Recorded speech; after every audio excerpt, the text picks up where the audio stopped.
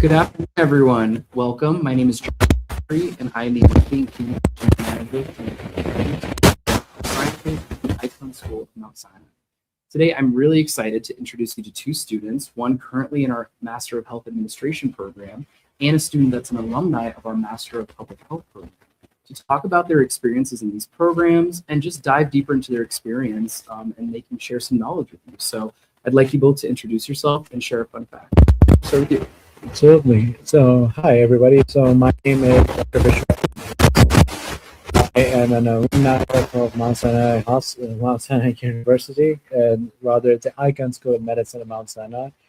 I graduated last year, 2025, in my master's in public health. It was in epidemiology, and my background is that I completed my bachelor's in medicine and surgery from Pakistan. It's great to be here, basically. And fun fact, I'm a movie buff guy, so anything about the movies, please just ask me and I'll let you know which cinema to go and why. Let me add that to my list of questions for today. And could you introduce yourself as well? Hello, everyone. My name is Maria. I'm currently in my second year in the MHA program. A fun fact about me is that I know multiple languages and that I was born in DR and moved to New York. So the program and the whole moving situation has been both an academic and personal. Interesting. Yeah, well, I'm sure those languages and international experience are very program. So first, I want to start off because, as we all know, there's a lot of different programs for health administration and public health. So I'd love to hear about why you chose to study at the Icahn School of Medicine. And Maria, I'll start with you. So I applied to multiple schools, but Icahn was my top application because I really studied the curriculum and the program, which caught my attention a lot. And then also, I've always looked up to the Mount Sinai Hospital, which is like a very important hospital for me and my family. Yeah. I know it's a common experience for people in New York. Definitely. Yeah. Be sure to tell me. So this really goes back to 2015. Actually, I actually completed my first clerkship in cardiology at one of the Mount Sinai Hospital clinics in Queens. That got me exposed to what really Mount Sinai Hospital was about. Later on, COVID happened, and I thought back when I was living in Pakistan, I thought that maybe I could do something more than just clinical care, maybe something within research and whatnot. One of my colleagues then suggested to me that why not try out something in public health and try applying out here in the United States. And so Mount Sinai somehow showed up in my search list because nobody has ever thought that Mount Sinai would be at the top of public health colleges as a whole. So I then applied to it. And again, by applying to it, I learned even more about Mount Sinai, that how deeply integrated they were in terms of clinical research, in terms of healthcare, in terms of public health, and so on. And that's what really got me interested in public health, and got me into Mount Sinai as a huge interest. And yeah, and I just went through with it, and now here I am after like 2 years of a lot of experience, and which was quite rewarding. It's been quite a journey, really, and I hope it just keeps carrying on forward. That's awesome. And congrats on completing your program. Of course, man. Thanks. So that's Appreciate excellent. it. What's also interesting is that you are both international students. Yeah. So I would love to hear from both of you just about your overall experience about applying, coming here, and going through the process. And it's okay to be honest, because I know it's also a difficult process, and that's something I've heard in the past. So I'd love to hear from you first about how was that process coming here from another country?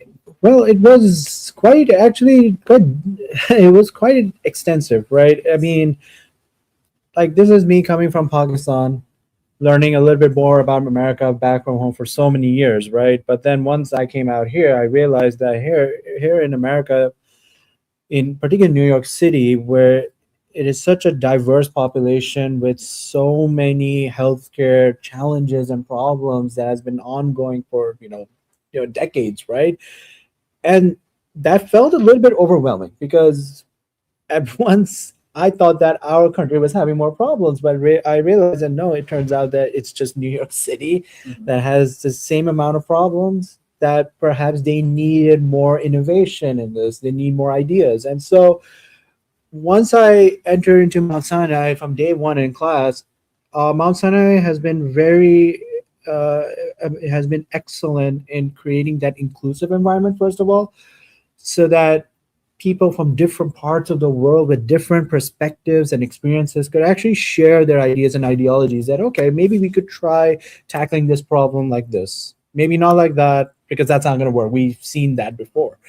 And again, all of this inclusiveness and this openness created such, it's created such opportunities that I just never saw that before back when I was in Pakistan as a clinician, mind you.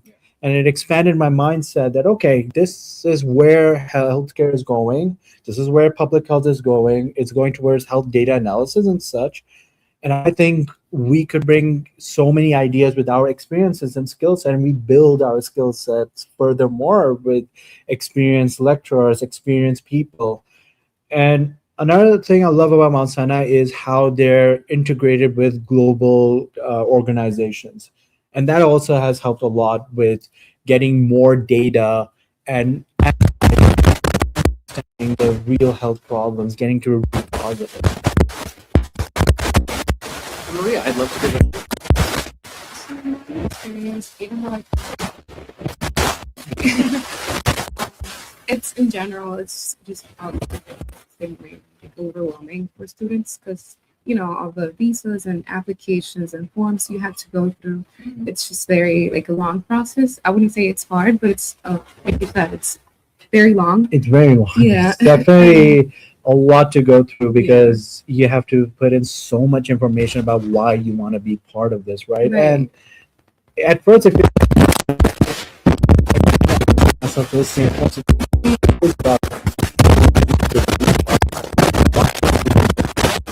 God.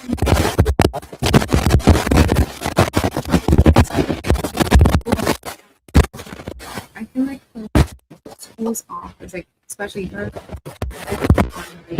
experience, they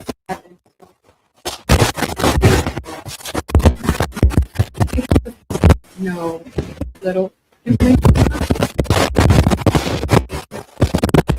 If I can find the person that knows that answer to get to the question and make my process easier. Which was great. We always encourage our international students to get their done as soon as possible and ahead of time because there are the visa considerations. We also tend to earlier submission. If you are in another country, we'd love to have you as a student here. Just make sure you're getting everything together ahead of time so you have time to complete all of those pre-matriculation requirements. Absolutely. And I would say that for the visa requirements and such, it was I can give you my info that I was in Dubai when I was working over there. And as such, the Mount Sinai admissions team has been very cooperative in understanding that even though I got the admission letter, but because of the visa timeline, how much time it takes to process the visa of the student F1 visa, and so they were very considerate. They allowed me to start the next term rather than earlier term, and so that helped out a lot in making so many plans with regard to where I was going to live, how am I gonna survive in New York City, where are the connections that I can make early on. And so I would say that yes, please, with all the paperwork, be on the right time before they with it, and it'll really make more sense the more to just keep working through with it. I feel like one thing follows the other, like Yes. and it just flows. It just very- flows yeah. exactly. It just flows normally then, and eventually it makes it even easier. I remember for the immigration officer also because they have all their concerns answered Right. early on. So I remember that feeling. It was nerve wracking at first, but it got Wait to be approved in or not. There's a Right. lot of consideration. And it sounds like really leads to the next question, which was I was going to ask about how the graduate school faculty and staff support you. So Marie, you kind of spoke to how they've helped you with some of those pre-matriculation Yeah. tasks. Can you tell me a little bit about how they've supported you during your time in the program? So now that you're in your second Yeah. year, and then Bashar will go to you next. Yeah. But would love to hear about the support they provided during your time. So they have been extremely supportive. I ask a lot of questions. Like I want to have everything clear, so or I just want to make sure like I'm doing the right things. So I asked a lot. So Herb has been very helpful as well in that way. He always has an answer or a solution for me. Even like you mentioned, not even academically, like whenever I was like looking for places to even like options to live and things like that. It was like very, very supportive. Not only her, but like the whole school. Yeah, Herb Lopez is a program manager for the Master of Health Administration. Shout out to her. Yeah, Bishra, can you tell me about how you were supported during your time in the MPH program? Wow. In 2 years, it feels like.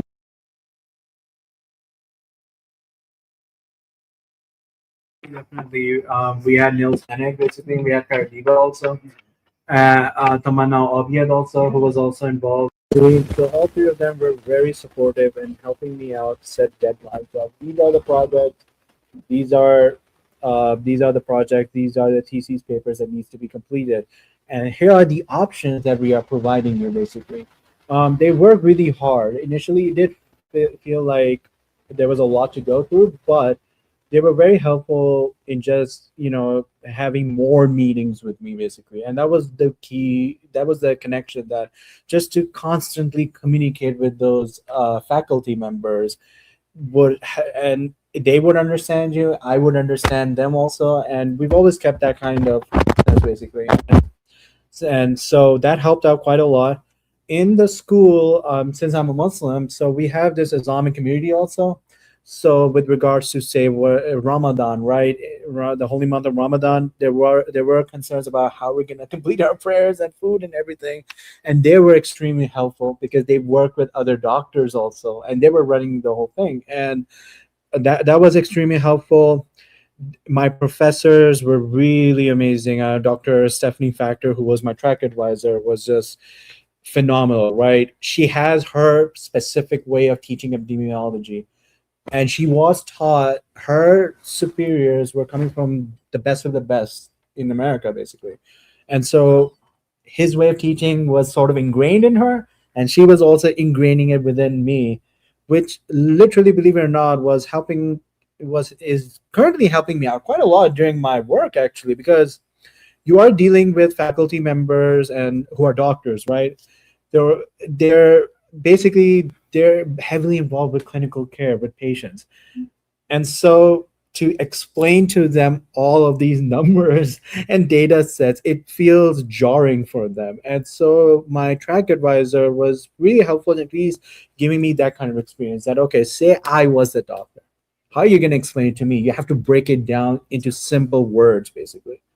And that was such a huge experience. It definitely requires a lot of effort, a lot of work from us. It definitely required all of that, and I remember my nights from there. And I tell my fellow doctors that yeah, those nights are sometimes maybe the best, because you're actively working to a problem. Collaboration. It's a collaboration. You're actively working to a problem, and this is a real life data set that you have right in front of your computer. So break it down. How do you want to put it into graphical imagery, basically? Because tip for you future students, doctors love images. They do not love paragraphs. We just love images. It's just by experience. I can relate, because as a marketer, I have to take things that we're doing, like research here at this institution, and translate it in a way that's understandable and digestible to our general public. So I can relate. I'd love to talk to both of you now about some specific parts of your program. And Maria, I'm going to start with you. I wanted to ask if there's any courses during your time in the MHA program that have had a strong impact on you that you want to speak about. Yeah, so my favorite class was the operations class with Professor Victoria Ellsworth. My background is very business oriented. I did my undergrad in finance and international business. Mhm. So so I have that base, if you can call it that way. Yeah. So I learned so much in the operations class. I learned how important every single aspect within a health system is to have like a successful outcome for both patients and the hospital or health system. I know I learned how understanding the decisions on a hospital can affect the outcomes, how doing the right operational decisions as well, understanding patient flows Yeah. and everything. Like even the light bulb in a family room, like a waiting room, is very, very important to have like a whole process and a successful and smooth process within a health system. So yeah, I love that class. I also love the class of Professor Matt Binney, which is organizational behavior and human resources management, just because they're also related to the business base, put it in practice in the hospital, which makes the best of both worlds to me. Yeah, and it sounds like you're learning a lot from these courses. Yes, like taking that definitely. business experience, right, which we were using to run the operations of a hospital, but also looking at the deeper pieces and things you Yes. maybe wouldn't have thought of. Like the behind the scenes. Exactly. Right, exactly. It feels Right. like your mind is opening up all of a sudden in Yeah. these classes that, wow, there was this knowledge that you never knew before, Yeah, basically. 100%. Yeah. And oh my God, yeah, that is one great thing that I still remember about Santa. The first class that I attended was health literacy, believe it or not. It was by Maya Koren. First class, and literally it was about health literacy as a whole in America, like how half of the population in America was pretty much uneducated in healthcare, basically, and how we have to help them out. That was kind of like groundbreaking for me because, mind you, coming from Pakistan, I was expecting everybody to know English, right? But then I came out here and I realized that, wow, English can become so complicated all of a sudden with all of these complicated medical terms about calories and whatnot. And that class was like really expansive for me. And it kind of showed that even from a label, you could sort of identify that this is a huge problem, Yeah. public health wise, and we have to address this. We have, and not just address it, we have to sort of bring a different kind of action that's a little bit more creative, but at least it will be, how do you call it, more um, it will be more easier for the people to sort of digest that information and not, sort of bring them down to a 5-year-old, basically, but letting them know that, yes, this is complicated, but we're here to help you out on this one. And so that was really amazing. My epidemiology classes were, as I told you before, they were phenomenal. Another thing, and this is just like for me as a doctor, we had coding classes also, encoding R and SAS. Back in medical college, we had only SPSS software as our data analysis software. Turns out now that SPSS is so old now. It's like 10 years old now. And back in Pakistan, I think people don't realize it yet. And when I came out here and realized that, oh, everyone's on R and Python and SAS, that also opened up my world. It was like, okay, we've moved on pretty fast already. And this was happening during COVID, mind you. And so those classes really helped me out in identifying the data sets, cleaning them so that we could do further data analysis.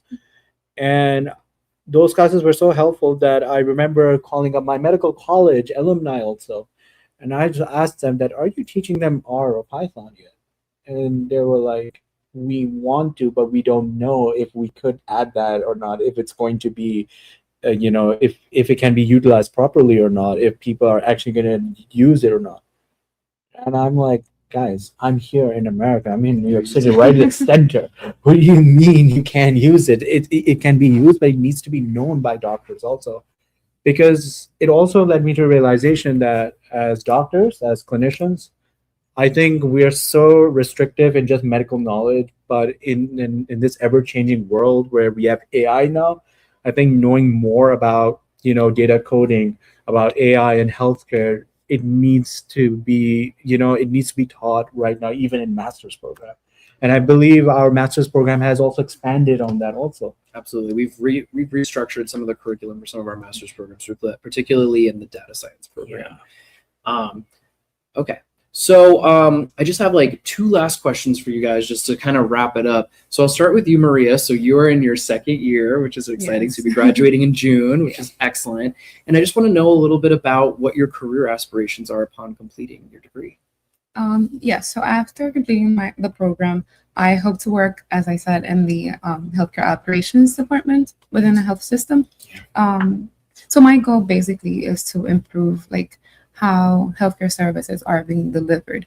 I prioritize a lot how patients deal with the whole process because sometimes it's tedious as it is. Like it's a hard process for them, and I would like to make that process easier on in the future, or at least help to improve those processes to improve to run smoothly and like to basically build a more patient centered health system.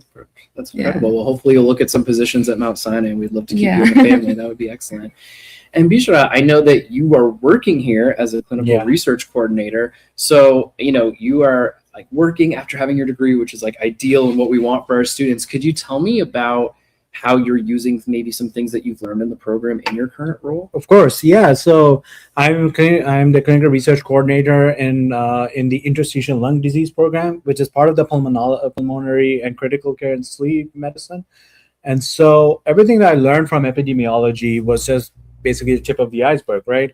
It gave me the necessary tools to basically work within the clinic and to work within a clinic and understanding what the doctor's requirements are basically. And so right now working, for example, what I have to do is that I have to clean data sets, right? So cleaning data sets for, say, a drug trial that has been ongoing for like 2-3 years, I have to clean that up, but I also have to notice any irregularities, any abnormalities early on before we send it up to a biostatistician. Because if we send it up there, he will be asking down the line that, okay, maybe this data set may not be so good after all.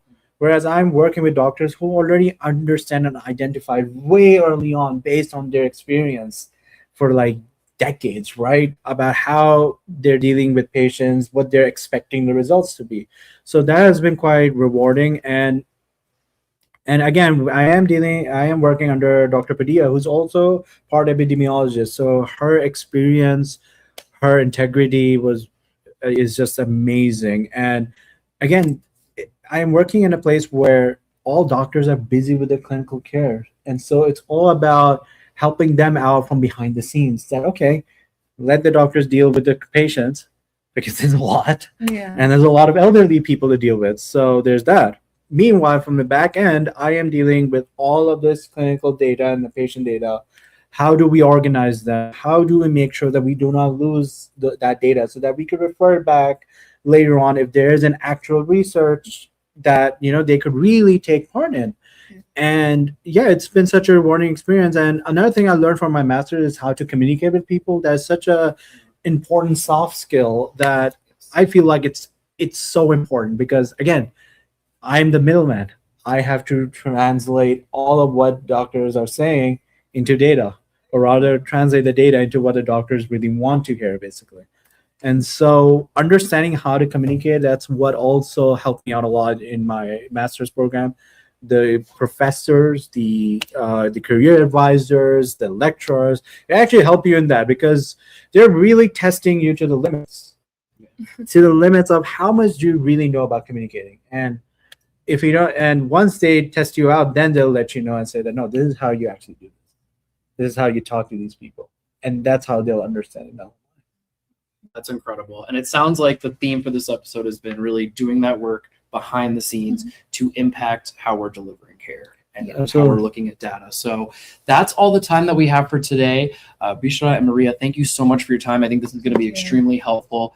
If you are interested in learning more about our Master of Public Health, our Master of Health Administration, or any of our other programs, you can check out our website or attend an upcoming information session to connect with us and learn more. Thank you and have a great afternoon, everyone.